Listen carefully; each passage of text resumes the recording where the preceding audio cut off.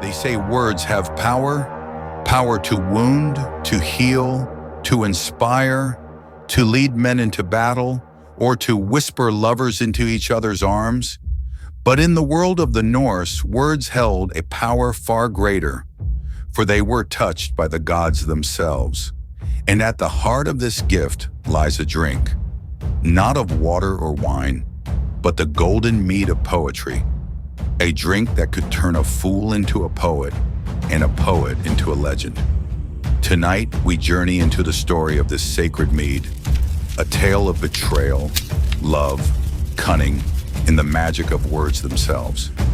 When the gods of Asgard, the Aesir, and the gods of Vanaheim, the Vanir, ended their bitter war, they swore peace. But unlike men, they sealed their truce not with blood nor with iron, but with spit. Each god spat into a great vessel, and from their combined essence rose a being unlike any other. His name was Kvasir. Kvasir was no warrior, no king, yet all bowed before him. For in his mouth flowed words as sweet as honey, knowledge deeper than the sea. He wandered across the 9 realms, bringing wisdom to men, elves, and even the dwarves in their caverns. No riddle could defeat him. No question could confuse him. He was the very voice of peace, and for that he was feared. But wisdom attracts envy. One day, 2 dwarves, Fjalar and Galar, invited Kvasir into their hall. Their eyes gleamed not with respect, but with greed. And there, in the shadows of their forge, they struck him down. From his blood they brewed something never seen before.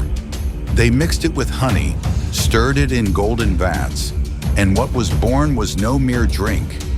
It was poetry itself, a mead that gave whoever drank it the gift of song, of wisdom, of eloquence, the mead of poetry.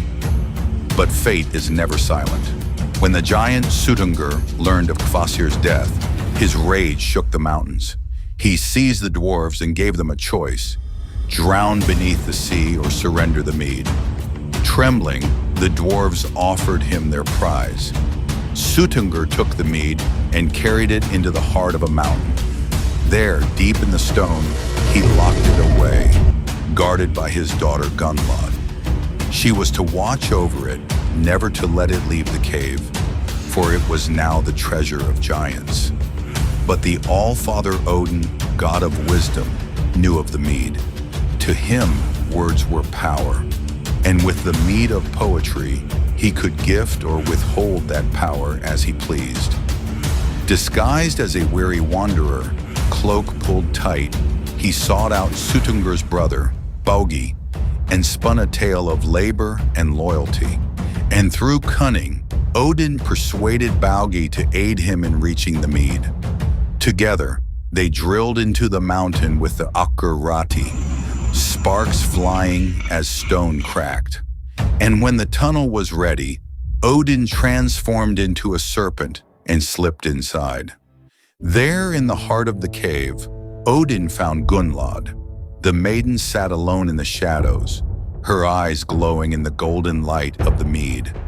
She was its guardian, bound by duty, yet her heart longed for company. Odin, master of persuasion, spoke not as a thief, but as a lover. 3 nights he stayed with her, whispering words sweeter than honey, weaving love as carefully as a net. And in return for his devotion, Gunnlod opened her heart and the vessels of mead. 3 great draughts Odin took, but with each sip he emptied a whole vessel. Every drop of the mead of poetry flowed into him. And though Gunnlod's eyes were filled with love, Odin's were already on the sky beyond the mountain. On the final night, Odin rose and transformed. His body stretched into feathers, his arms into vast wings. He became an eagle, vast and terrible, clutching the mead within him. But his flight was not unchallenged. Suttungr, discovering the betrayal, took his own eagle form and gave chase. Through storms they flew, wings beating against thunderclouds, talons reaching for Odin's throat. The sky itself roared with their fury. But Odin, swift and cunning, outflew the giant, racing toward the shining walls of Asgard. As he neared the halls of the gods, Odin spat the mead into great vats prepared for its arrival. The golden liquid shimmered, filling Asgard with brilliance. But not all was kept safe. In his haste, a few drops spilled to Midgard below, falling upon men. Those few who tasted the drops found themselves with sudden skill, the poet's tongue, the gift of inspiration. Yet others, catching only the dregs, became not poets, but babblers, fools drunk on words. Thus was born the saying, the poet's share and the rhymester's share. From that day forth, poetry was no longer the voice of gods alone. It lived in the songs of skalds, in the chants of warriors, in the whispers of lovers, in the wisdom of leaders. It stirred men to war and soothed them in grief. It preserved memory, honor, and glory, long after bones had turned to dust. And yet, within it always lingered a question. Did Odin steal the mead for mankind, or for his own pride? Was Gunnlod betrayed, or was she the true gift giver of poetry?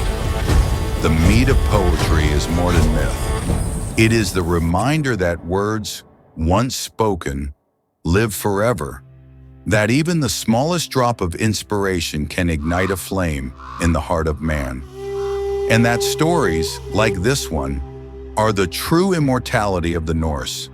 So the next time you hear a song that moves you, or a poem that stirs your soul, remember the mead.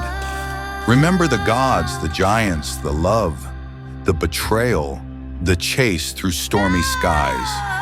And ask yourself, are you sipping the poet's gift or the rhymester's curse?